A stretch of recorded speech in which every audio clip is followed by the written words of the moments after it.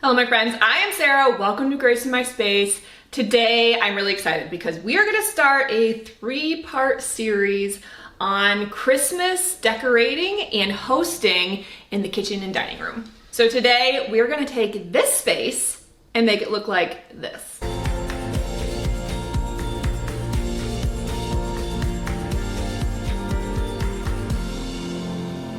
Today's video is all about how to decorate your kitchen for Christmas, but with the caveat that you want it to remain functional. Yes, adding beautiful decor to your kitchen is fun and festive and part of creating that atmosphere of Christmas in your home, especially since the kitchen is a gathering place. But if you gotta move Santa over to put the turkey down, then it's kind of defeating the purpose. So today is all about taking the kitchen space, decorating it for Christmas while still being able to use the space as intended. First up first, anything related to command hooks. If you have to hang something with a command hook, do it first because it is guaranteed that you're going to start decorating and you're going to be impatient like me. And you're not gonna wait the 30 minutes. You're just gonna hang your wreath on there and it's gonna fall off. And it's gonna crash to the ground and it's gonna ruin everything. So, command hooks first. 1 hour, it's not 30 minutes. 1 hour. I've never hung a wreath on my hood before, so I don't really know how it's gonna look. Don't neglect the 30 seconds. Just massaging it a little bit. It's 11:52, 1 hour. I'm adding some command Velcro to the back of this so that I can put it on my tile without any issues. And we're gonna hang this up here and see how that turns out. I like my mortar and pestles year round. I think that they can very easily look Christmassy. I'll add some greenery to them. Popped a little Christmas tree in the corner, might try and raise that up, but let's see how this looks. Again, do your 30 seconds. And I'm gonna pop a clear bowl underneath of this as a riser to give it a touch more height, and then I'm going to add in some greenery. Can't go wrong with greenery. And that will also help mask that bowl. And these bowls are actually really heavy, so I'm going to use the weight of them to hold this garland on.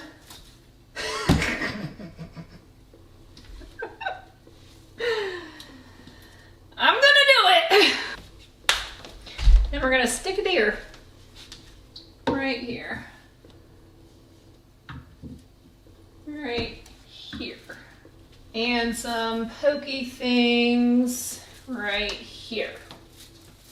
Okay, now we are doing super basic because the whole point is that you want your kitchen to remain functional. You don't want, like your garland falling into your food. You don't want glitter all over your baking surfaces. So we're just gonna stick really functional right now. But I am gonna pop up some photos of some more elaborate looks that I've done here in the kitchen in the past. Now, as soon as my hour is up, I'll be able to put up the remainder of this. But for now, I love using oranges or even apples, something that brings a more vibrant color but actually makes sense to have out on your counter. Grab from it, eat from it. It's storage as well as decor for the season, but oranges always scream Christmas to me. I don't know if it's the orange clove combination that you usually see, but a bowl of oranges is part of decor when you put it in something pretty like a gold rimmed bowl. Look how pretty that is. It's just food. All right, moment of truth. Will the wreath stay or will it come crashing down? It's happened before.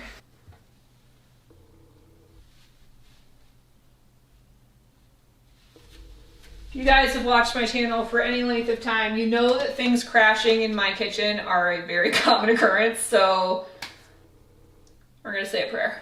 I'm gonna take some wire and just give it a little bit extra length, but enough that it's not gonna show.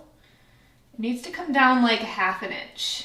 1/2 inch matters in design sometimes. Sometimes if you think something looks weird and you don't know why, it's usually because it's either off-centered, or it's too high, or it's too low, or it's not the proper scale, like size, compared to the surrounding areas. So if you're ever in doubt, play with those things when decorating. Okay, that's better. It was too high before. And voila.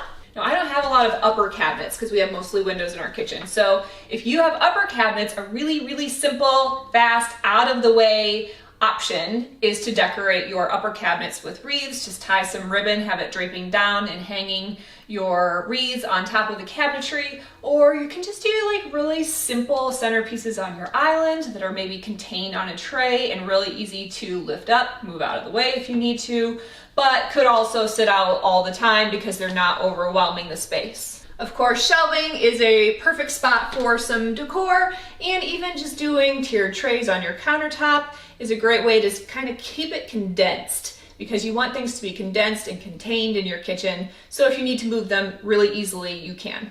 Part 3 of this series is going to talk about actually hosting, things to do to host, things to make your guests comfortable, food to serve for Christmas parties or for holiday parties, so make sure and stay tuned for that to come. Now, I have an idea for this long island. If you have an island in your home, that's a great spot for entertainment, obviously. You can put all of your food out in one spot. It can either be like a buffet line, or it can just be kind of like a grazing area where people come throughout the night.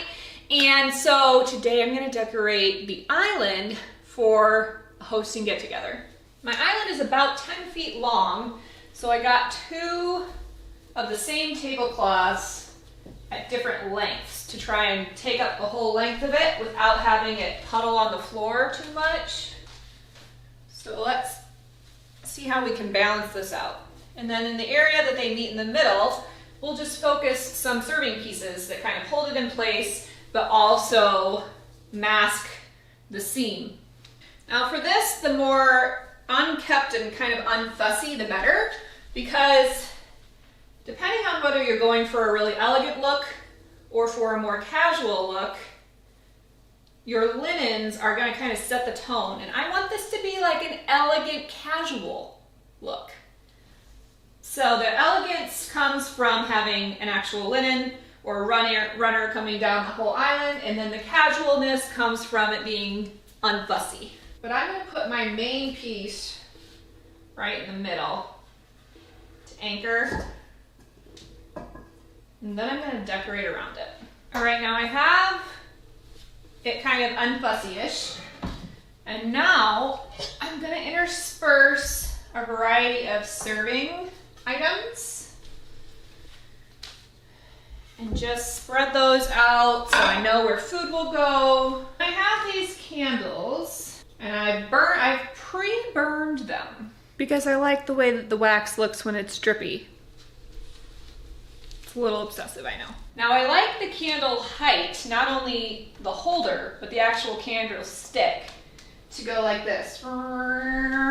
Like my kids could fly planes through it and it would be their favorite thing ever, because it adds variation to it and it keeps your eye moving down the line instead of them all being the same height, which is another reason that I pre-burned. I let some of them burn a little bit longer than the others so that they would be different heights. And now we need to add the food.